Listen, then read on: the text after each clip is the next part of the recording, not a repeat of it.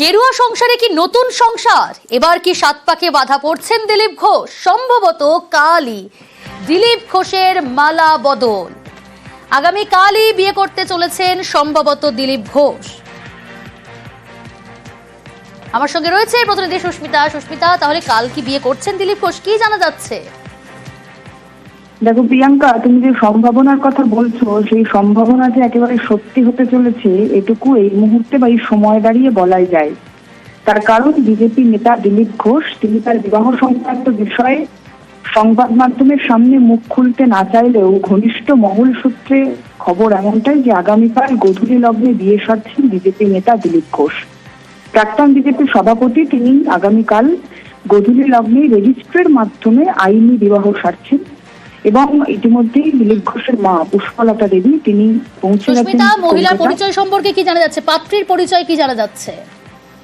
একদমই, পাত্রীকে 60 বছরের দিলীপ ঘোষ তিনি বিবাহ করছেন পাত্রী রিঙ্কু মজুমদার। তার বাড়ি নিউ টাউন সাপুরজি। গত 6 বছর তিনি সাপুরজি আবাসনের বাসিন্দা।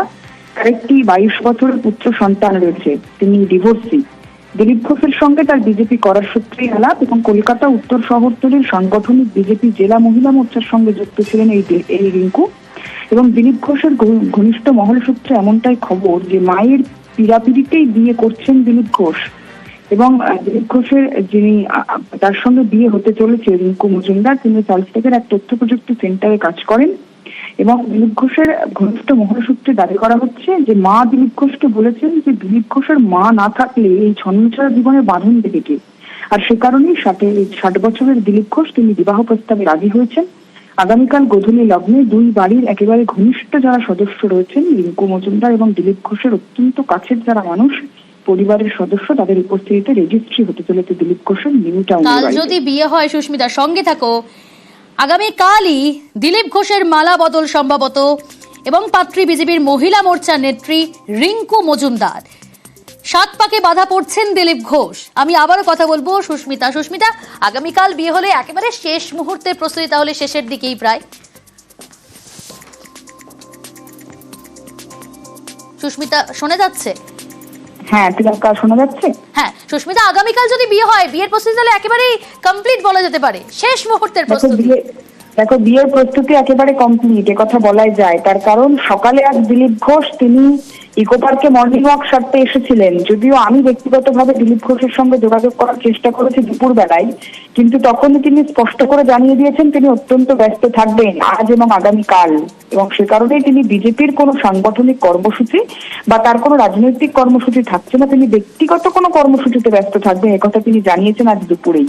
এবং তারপর থেকে যতবার দিলীপ ঘোষের সঙ্গে যোগাযোগের চেষ্টা করা হয়েছে যে কোনো সংবাদ মাধ্যমের তরফ থেকে, তিনি সেই তার যে যোগাযোগের প্রস্তাব তিনি প্রত্যাখ্যান করেছেন। এবং এখনো পর্যন্ত দিলীপ ঘোষ বহুবার ফোন করার পর তিনি একবার ফোন রিসিভ করেন, কিন্তু বিয়ে সম্পর্কিত কোনো কথা তিনি বলতে চাননি অন ক্যামেরা বা অন রেকর্ড।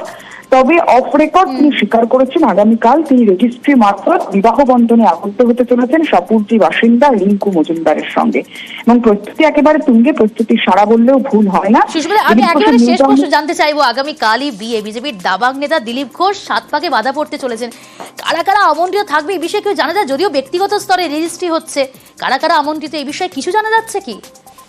একেবারে আমন্ত্রিতের তালিকাও জানা গিয়েছে এবং আমন্ত্রিতের তালিকা খুবই ঘনিষ্ঠ মহল এবং 60 লোকের আয়োজন থাকছে আগামীকাল দিলীপ ঘোষের নিউ টাউনের বাড়িতে। সেখানে অবশ্যই রিঙ্কু মজুমদারের পরিবারের সদস্য থাকবেন। দিলীপ ঘোষের খড়গপুরের যে বাসক বাড়ি রয়েছে এবং দিলীপ ঘোষের যে গ্রামের বাড়ি রয়েছে মেদিনীপুর, সেখান থেকে বেশ কিছু তার পরিবারের সদস্য এসে উপস্থিত হয়েছেন। দিলীপ ঘোষের মামার বাড়ির বেশ কিছু লোক এসে উপস্থিত হয়েছেন।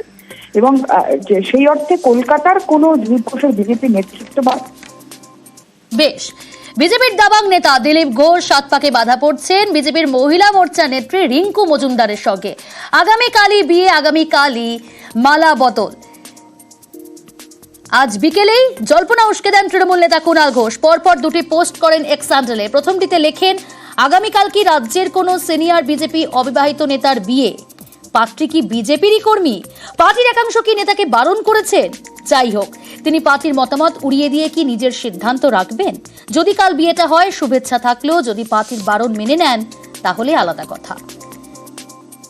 এর কিছুক্ষণ পরেই ফের পোস্ট কুণাল ঘোষের। এবার লিখলেন, দিলীপ ঘোষকে ব্যক্তিগত শুভেচ্ছা, এর মধ্যে রাজনীতি খুঁজবেন না।